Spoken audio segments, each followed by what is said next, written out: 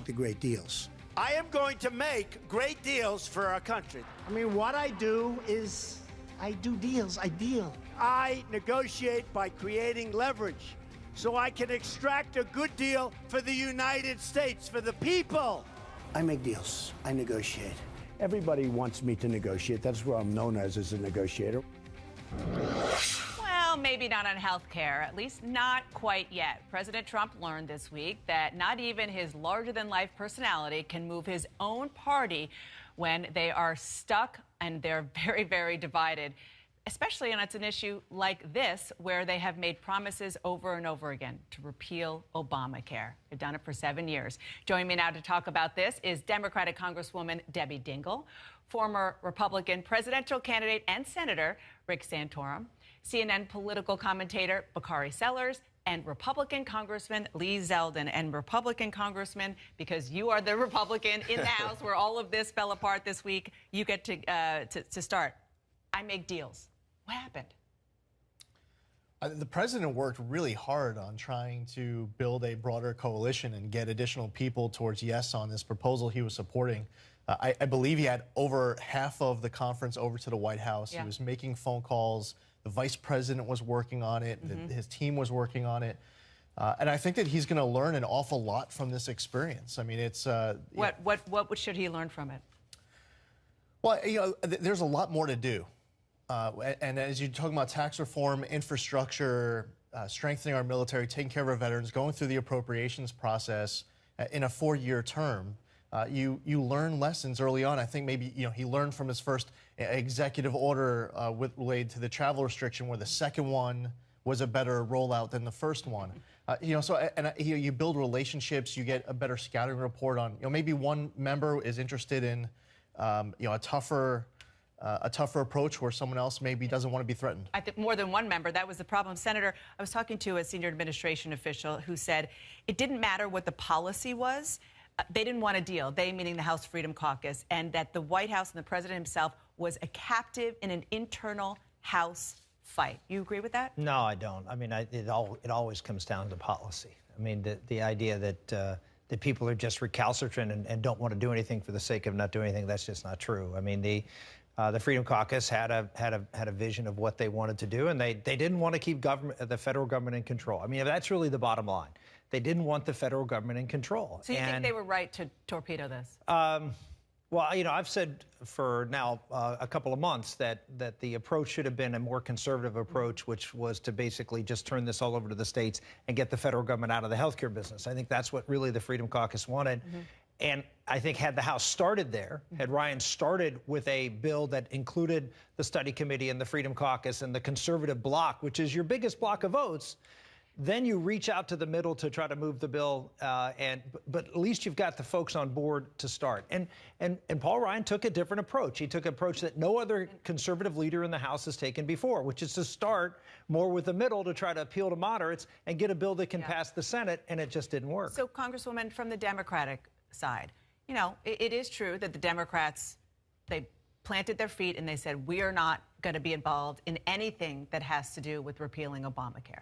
Now that that ship has sailed, will Democrats work with Republicans on at least fixing the problems that even you acknowledge are there?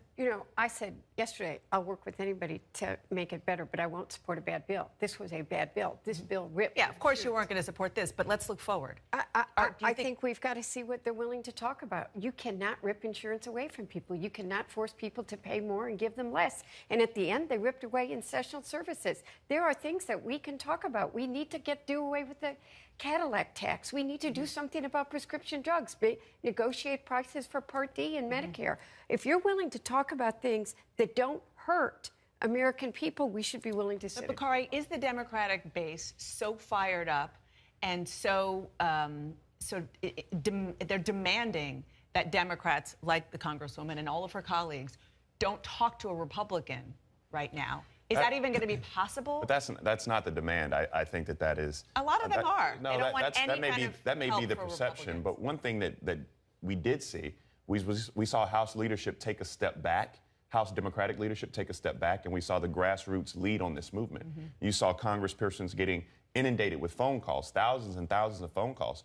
I actually applaud Congresswoman Dingell for sitting here and saying that she's willing to work with Donald Trump and the Republicans to fix the Affordable Care Act. We all know that premiums are rising and we need to do something about that. We need to focus on the Republican part of the plan where they were going to invest $100 billion over 9 years to help stabilize the markets. These are things that we can do together. The Democratic base is appreciative for how far Obamacare has gotten us, but they also understand that we have to reform it so we can take it further. Okay, I want to turn to another event that happened this weekend, kind of only happens in the Trump years.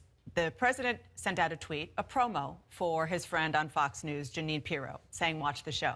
Then you turn on the TV, if you did, and here's what Jeanine Pirro said at the beginning of her show.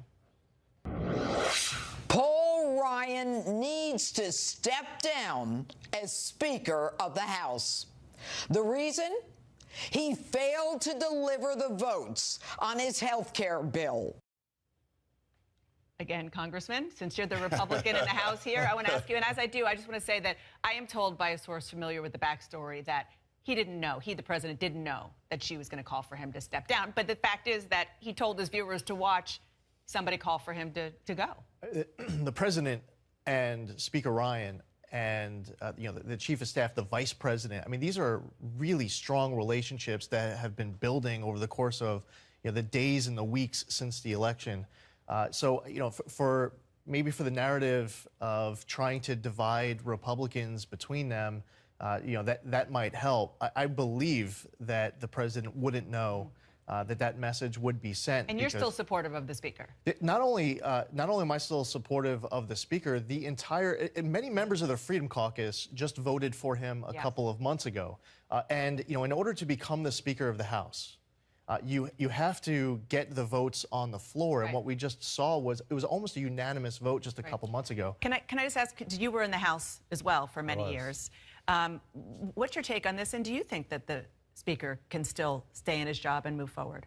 Yeah, I mean, I go back to Paul Ryan is still learning, and he tried something different. He tried to do a strategy that had not been tried, in my opinion, successfully before, and he failed at it. But that doesn't mean that he isn't going to learn from that. And it's always better in the House to start with your base, and that's just the bottom line. And I know that do you think he learned that lesson?